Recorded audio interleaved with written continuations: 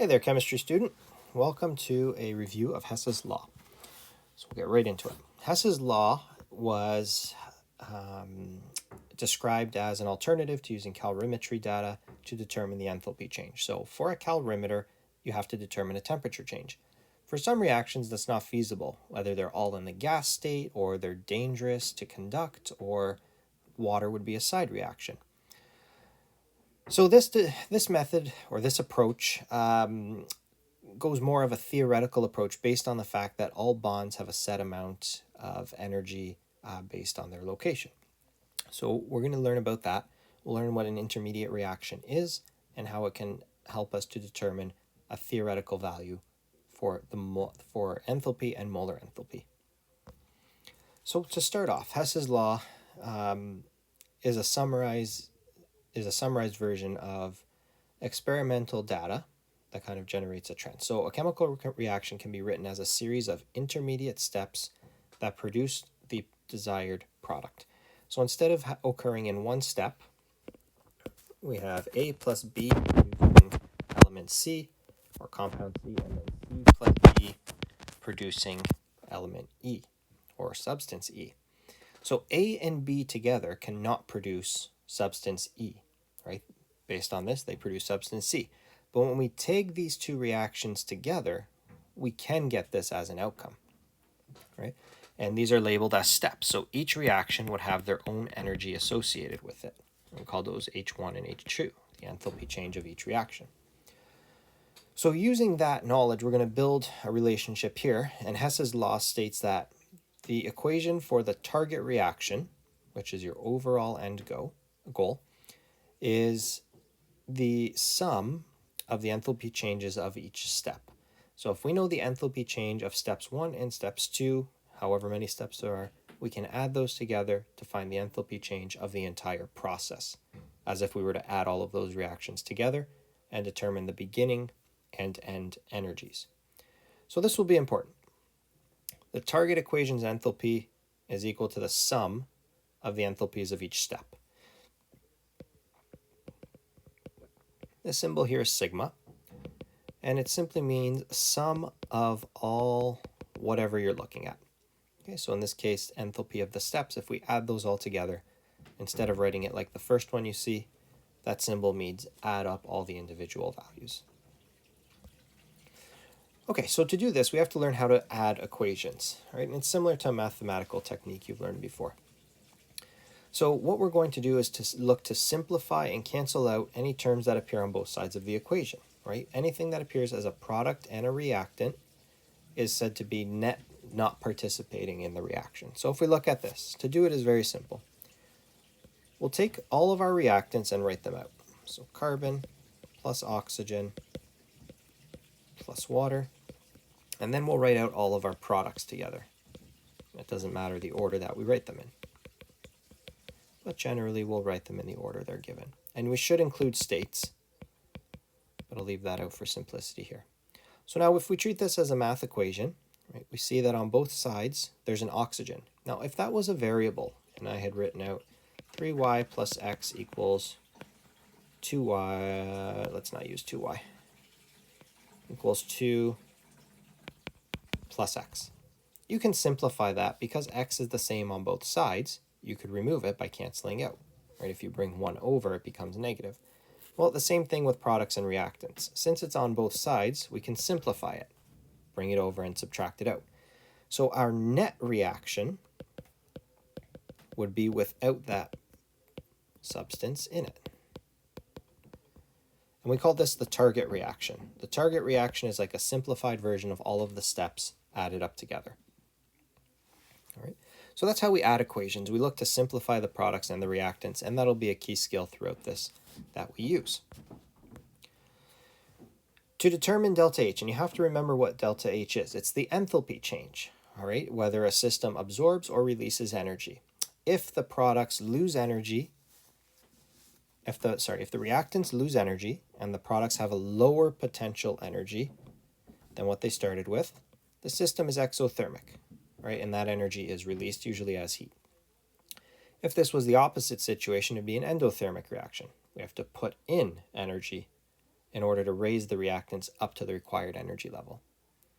All right.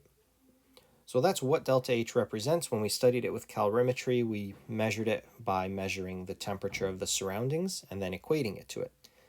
And what we're saying now is that not all reactions can be done in a calorimeter, so this is a method that'll help us analyze those. So there's a couple of rules here. We can have a quick read through these, and they're just guidelines for manipulating equations, because when we add equations together, they have to add up to a target equation. The intermediate steps are standard steps, so they don't apply to every reaction as is. They require a little bit of manipulation. So what we're going to do is rearrange these intermediate reactions so that they give us the outcome that we're looking for, the target equation, which we saw on the previous slide. Okay. So how we can do that is we multiply each reaction in the stepwise reactions by a factor, so 1, 2, 3, a whole number, so that it is equal to the coefficient in the overall formula. Right? So we have to have the same number of substances. Then, if we need the reaction to represent the opposite reaction, so going from product to reactant, we multiply it by a negative number, and this flips the equation. The products become the reactants. Okay. We'll then simplify our results from there. We'll adjust delta H accordingly, because if we change a reaction, we change the enthalpy change of it. And then we'll add them together to find an overall energy change. So let's do that with an example. Right, I'll go to a Word document here for a little bit better. A little bit better of a view. So what is the molar enthalpy change? We'll just make sure that that's not there. We'll use yellow for a bit higher visibility. What's the molar enthalpy change? Formation of 2 moles of nitrogen monoxide. Right? So molar enthalpy, we said, was delta HR. To find that, we need to divide the enthalpy change by the number of moles. Okay, not a problem. We were told that there's 2 moles of nitrogen monoxide. So because we have no calorimetry data, and we'll just make a note of that, we have no temperature change, we're going to use Hess's law, which we just talked about. So these reactions here are our intermediate steps. Okay, so we have to manipulate those and add them together like we did previously to add up to this equation here. So it's very simple. All right, simple process. The intermediate steps are chosen so that they relate to the reaction being studied. So let's look at nitrogen first. The target reaction requires 1 mole of nitrogen.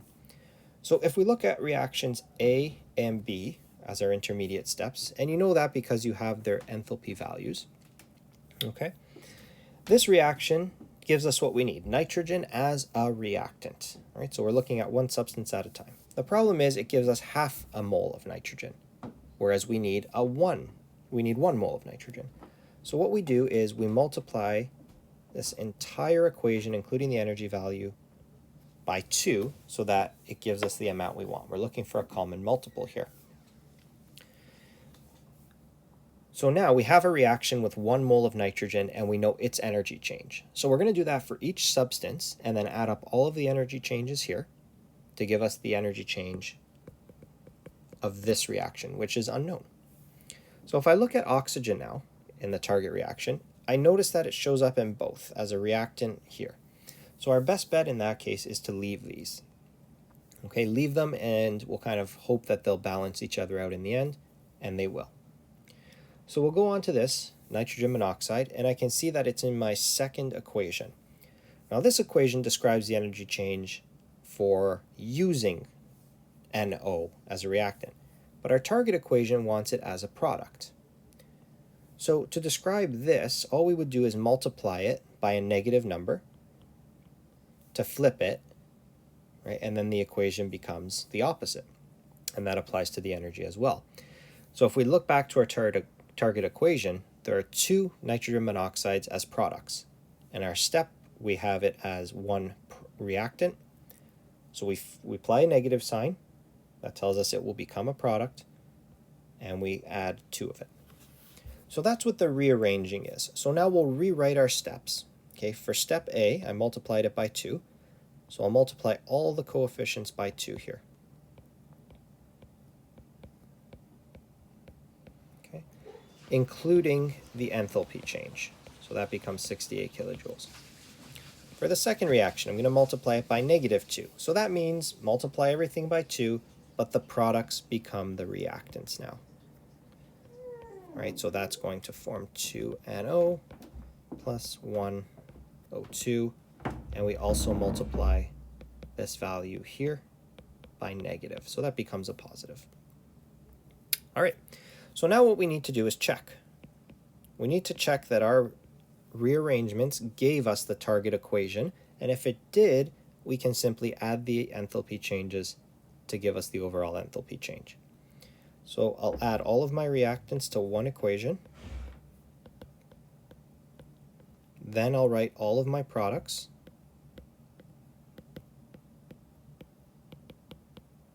Okay, on one side. And again, this is my net equation. And now I'm going to look to simplify and cancel out. So right off the bat, I can see that there's 2 NO2s on each side, so those will cancel. There's 2 oxygen here and 1 oxygen here. So we can simplify that by canceling 1 out. And there's nothing else to cancel out, so we can say the target equation is 1 nitrogen plus 1 oxygen producing 2 nitrogen monoxide molecules. And that's good because that matches the target equation we were given. So what that lets us do now is to say, okay, the energy change associated with each step is correct. So to find the energy change of the overall reaction, we can just add these up. We'll get 68 kilojoules equals 180 kilojoules. So that's the energy change of this target reaction here, okay, based on its elementary steps, because we had no data for the other one. Now the question's asking us for molar enthalpy, so we can say, therefore, molar enthalpy is equal to delta H over the number of moles. We were given the number of moles as 2 in the question, so we can say 180 kilojoules per 2 moles of nitrogen monoxide, and we always put the substance with the number of moles, equals 90 kilojoules per mole of nitrogen monoxide. And what does this mean? So this means that for every mole of NO produced, 180 kilojoules of energy is absorbed. It's an endothermic reaction because it's a positive value. All right, so you can pause and rewatch that if you want. Reach out with any questions or clarifications. We're going to do a second example for this now. We'll zoom out a bit. How much energy can be obtained? So energy meaning delta H can be obtained from the roasting of 50 kilograms of zinc sulfide ore according to this equation. So this is our target equation right here. And we're given 3 steps. We'll call these 1, 2, and 3. All right. So what we're being asked for is delta H. Now with no other data, the most we can do is the number of moles times the molar enthalpy. So the number of moles, no problem. We can use mass divided by molar mass because we were told 50 kilograms. But for molar enthalpy, we'll have to use the technique we just talked about, Hess's law, and the steps to generate the molar enthalpy value. And that'll be the same no matter what reaction that substance is in. We're going to start with this, then we'll combine it with this value here. Okay, so let's look at our reactions here. Zinc sulfide is a reactant. So I'll find the step that has zinc sulfide, and it's the third one down. And I'll ask myself, okay, the target, I need 1 zinc sulfide mole in the reactant side. This equation has that already here, so I don't want to change it. So I want to multiply it by a number that won't change the reaction. If you thought about it, the only number there is 1. Keeps everything the same. So that step gives me the energy change for having zinc sulfide as a reactant. Next up, I've got 2 oxygen. Sorry, 3 out of 2 oxygen, which is like saying 1.5. So I see oxygen in more than one reaction. I'm going to skip it, right, and come back to it after. Next up, zinc oxide. I see that it's in the first reaction, but it's on the reactant side. So I want to multiply it by a negative number to make it a product. They match. There's one coefficient required, and there's one in this step, so I'll keep it as a -1. Okay, now we know the energy change associated with that. And lastly, for SO2, it's in the second reaction. It needs to be on the product side, which it is, and it's in the proper amount. So we leave it as it is. So now we know the energy change of all the substances, and oxygen being in more than one is going to be a combination of both energy changes. So we're not going to touch it. What we'll do here is rewrite our equations. Okay, and the only one we need to rewrite is number 1, where the products became the reactants. Right, and I'll use decimals to show this. Okay, number 2 stayed the same. Sulfur plus 1 oxygen produces SO2. 3, the zinc sulfide stayed where it is and produced zinc and sulfur. All right, so looking at this, I see zinc as a reactant in reaction 1 and a product in reaction 3, so that cancels out. Sulfur as a reactant and a product, so that cancels out. Oxygen is a reactant in 2 equations, so we'll add it together. All right, now if you can't follow that, do what we mentioned earlier. Write out all of the reactants in one equation and then all of the products. So zinc plus 0.502 plus sulfur plus 102, we'll just make that a 1, plus zinc sulfide produces zinc oxide, sulfur dioxide, plus zinc, plus sulfur. And this is just to replace. If you have trouble looking at it to see, you can write it out like this. So like we said, the zincs cancel out, the sulfurs cancel out, and we can combine the oxygens because they're on the same side. And what we're left with is 1.5 oxygens plus a zinc sulfide producing a zinc oxide plus a sulfur dioxide. And this matches our target equation, so we've properly manipulated these. Okay, and you can see the target at the top. So now I need to multiply each of these enthalpy values by the value at the beginning. And this is actually what we're interested in here, right? We only do that check to make sure we put the proper factors in front of each reaction, but it's really the enthalpy that we want to multiply. So we've got negative 350.5 kilojoules. This will be the same because it's by 1, and then same with the final value. Okay, and now to find the enthalpy change overall, we're going to sum all of these variables up. You could also just kind of draw a line and sum them up there, but we'll write it up. So we'll take those numbers, substitute them into that part there, right? And then when we punch it into the equation, okay, we're just going to simply add them. We get a value of negative 441.3 kilojoules. Okay. So that's the energy change of this reaction, which is good. Now, what we need, so this is what Hess's law gives us, the energy change. Now, what we actually need is the molar enthalpy. So from here, molar enthalpy is equal to delta H divided by the moles, and in this case, we were told of zinc sulfide ore. So if I go to zinc sulfide, it's the reactant in the target equation, and there are 1 mole of it. So we'll do our value that we just obtained divided by 1 mole of zinc sulfide. And what we find is the molar enthalpy is 431.4 per zinc sulfide. Okay, so this is using a theoretical approach without calorimetry data to determine what the molar enthalpy is. Now, lastly, okay, kind of go this way, we can combine that in to figure out, based on 50 kilograms, what the energy would be released is. So 50 kilograms is like, I'll zoom in here, 50,000 grams. The molar mass of zinc sulfide, which we would add from the periodic table, is 94.7 times negative 4. Oh, we're going to squeeze this in. zinc sulfide. Just clean that up a little bit. And then our final answer, when we multiply all of these numbers, we'll get 226,354 kilojoules. Okay, we'll convert that to notation in some significant digits. So our final answer will be approximately 2.26 times 10 to the power of 5 joules. Okay, and all of these values should be negative, sorry, because we had a negative sign.